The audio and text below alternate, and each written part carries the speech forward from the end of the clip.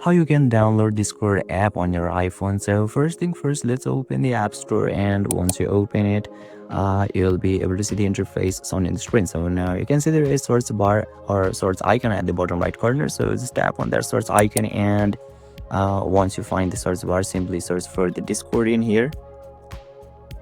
And once you search it, you'll be able to see an app at the very first one in the screen, and it is developed by Discord Inc. And don't forget, there is download option at the right side. Simply tap on that download icon and your download will begin automatically.